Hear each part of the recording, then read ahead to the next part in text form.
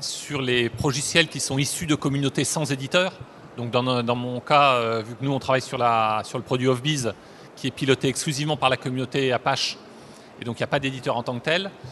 Donc il ne faut pas le voir comme une opposition, mais plutôt sur un autre type de relation, au sens où nous, en tant qu'intégrateurs, on est obligé effectivement d'avoir un pourcentage inclus dans nos prestations de R&D pour packager un certain nombre de choses, pour pouvoir le faire remonter. Donc on fait le même travail que les autres intégrateurs, au sens où on est effectivement obligé de capitaliser expérience par expérience pour pouvoir extraire les éléments nouveaux par rapport à ce projet-là, pour pouvoir le faire remonter à la communauté. D'accord. Monsieur Dubos, sur la même question.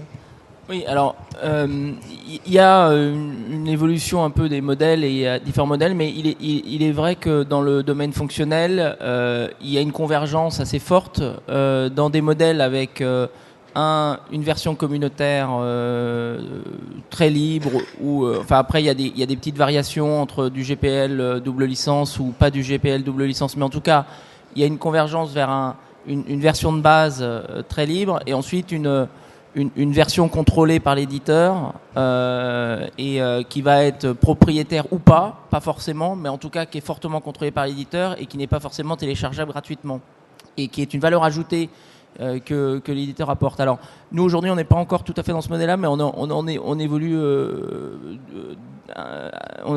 régulièrement dans cette direction. Et il est clair que de toute façon, quand on travaille avec nous, on a une valeur ajoutée qui est très forte, même aujourd'hui, où le téléchargement, où il y a un seul logiciel de téléchargement. En général, ce qu'on met chez nos clients avec lesquels on travaille, et d'ailleurs que ce soit en direct ou avec des partenaires, parce qu'on a les deux cas chez nous, il y a de toute façon de la valeur ajoutée en général. Il y a quelques modules avancés qui ne sont pas dans la version standard parce qu'ils ne sont pas encore tout à fait prêts pour être mis dans les mains de gens sans aucune formation ou sans aucun accompagnement et sans aucune intégration. Et en fait, on a tout un tas de modules de nos logiciels qu'on a qui sont en back-end et qui ne sont pas mis en standard et qu'on met en fonction des projets. Des projets sur lesquels on travaille. Donc déjà, il y a une valeur ajoutée. Donc ça, c'est un modèle il y a une convergence assez forte dans ce modèle-là, et ça permet en effet au fonctionnement partenaire d'être plus clair. Parce que il est vrai que dans le modèle purement communautaire, la relation entre l'éditeur et le partenaire est pas très claire. Et donc en fait, il peut y avoir de l'argent qui remonte pas aux éditeurs. Le client a l'impression qu'il a le support, que tout est nickel, que la relation avec l'éditeur est nickel. Et en final, il n'y a pas tant d'argent ça qui remonte à l'éditeur et ça peut mettre en danger la pérennité du logiciel.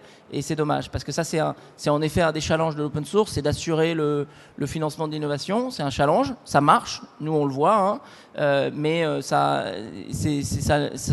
peut marcher encore mieux et ça peut aller plus vite aujourd'hui avec un peu plus de clarification. Donc ça évolue et il y a une certaine convergence. De notre point de vue. Dans le cas des offres, disons, additionnelles facturées, si j'ose dire, c'est-à-dire si on parle de la version communautaire gratuite téléchargeable et de la version améliorée qui n'est plus gratuite, pour cette partie non gratuite, quel type de tarification adopte-t-on en général? Est-ce que c'est par utilisateur ou est-ce que c'est one-time charge? Enfin, comment ça se passe, Monsieur Cahill? Alors, dans nos expériences, c'est normalement payé par abonnement. C'est-à-dire la version professionnelle des produits de Jaspersoft se laisse payer annuellement. Enfin, c'est pas par utilisateur. Pour vous, c'est par CPU. CPU, ça se dit en français, oui. Ouais. Par processeur, enfin. Et ça vous offre ou permet l'évolutivité, la scalabilité, etc. C'est-à-dire si vous avez 2 CPU dans un serveur, vous pouvez utiliser Jasper Produit jusqu'à 100, 150 utilisateurs concurrents. Si vous avez 2000 utilisateurs concurrents, c'est peut-être une configuration un peu plus complexe. Mais vous payez annuellement par CPU. D'accord. Monsieur Dubos.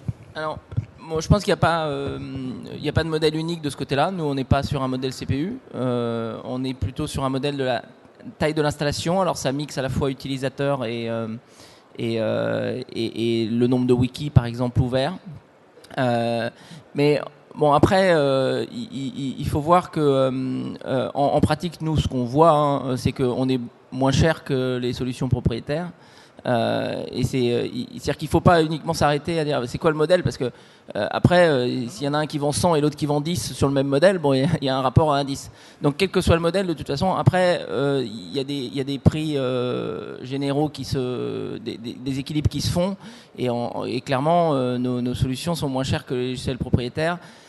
Et en termes de support. Et je suis d'accord, il y a une très grande pratique sur l'abonnement annuel, la souscription, qui vient principalement que on mixe à la fois une valeur ajoutée fonctionnelle et un support. C'est-à-dire que finalement, c'est un bundle entre le support et de la valeur ajoutée. Et il n'y a plus cette séparation entre la licence chez l'éditeur propriétaire qui contient toute la valeur ajoutée et le support qui lui est récurrent annuel et qui contient que le service. Et ce qu'on voit chez l'éditeur propriétaire, c'est que le support, il peut être assez faible finalement. Hein. C'est-à-dire qu'on paye le support annuellement, mais bon, au final, c'est une garantie au cas où et on n'utilise pas énormément. En final, une souscription de logiciels libres, on l'utilise beaucoup plus, hein, clairement. Permettez un petit point pour la clarification. Si vous choisissez, par exemple, prendre un abonnement annuel professionnel pour une version professionnelle, pas de Jaspersoft, égal de quel logiciel, vous pouvez, après 1 an, après 2 ans, rentrer à la version communautaire sans problème. C'est-à-dire, la fonctionnalité ajoutée, c'est dans l'application, mais ce n'est pas dans le repositoire. Ce n'est pas dans la base de données. Enfin, il faut simplement télécharger toutes les données dans un repositoire. Référentiel. Oui. Référentiel pour... Le référentiel, merci. Ça vraiment le franglais. Je suis désolé. OK, mais... je passe à l'anglais pour cette petite phrase, excusez-moi. Save the repository, le référentiel, et recharger la version communautaire, et ça fonctionne encore sans la fonctionnalité ajoutée. Mais il n'y a pas de vendor lock-in. Vous n'êtes pas obligé de rester avec Jasper ou Pentaho ou avec... ça, c'est important. J'ai une question qui est plus... Alors, qui est dans la suite de celle-ci, mais par rapport à la notion de communauté, on a pu voir que beaucoup des grands produits connus du monde du logiciel libre s'appuient sur des communautés très larges ou alors de puissantes fondations, Apache, etc. Et que ce sont en général des offres, des produits qui sont relativement transversaux. Un serveur web, c'est assez général. Donc, si on va dans un domaine fonctionnel plus vertical, on peut s'attendre à ce que le nombre de personnes potentiellement intéressées par ce type de problème soit moins grand. Et donc la communauté intéressée soit plus restreinte. Est-ce que c'est quelque chose qui est problématique pour le développement de ces offres-là ou pas du tout? Je dirais déjà, et je laisserai la parole parce qu'il y a d'autres axes, mais je crois que le modèle communautaire, le modèle open source a apporté énormément de choses, entre autres sur la partie API ouverte et capacité à développer des extensions sur ces produits-là. Hein, je pense que ça doit être Mozilla qui est le premier à lancer cette notion, ou en tout cas de façon très large, de créer un site d'extension et que chacun puisse contribuer au développement d'extensions sur le produit et les publier. Et on rencontre ça sur la plupart des éditeurs avec qui on travaille. Vous avez un site d'extension... Pardon. Vous avez un site d'extension avec Zimbra, vous avez un site d'extension avec Alfresco, ce qui fait qu'il y a cette notion de contribution. Hein, j'ai développé une Zimlet qui permet d'interfacer Zimbra avec Sugar CRM, par exemple. C'est quelque chose qui peut intéresser d'autres entreprises, d'autres organisations. Je choisis de la publier et d'en faire profiter d'autres organisations.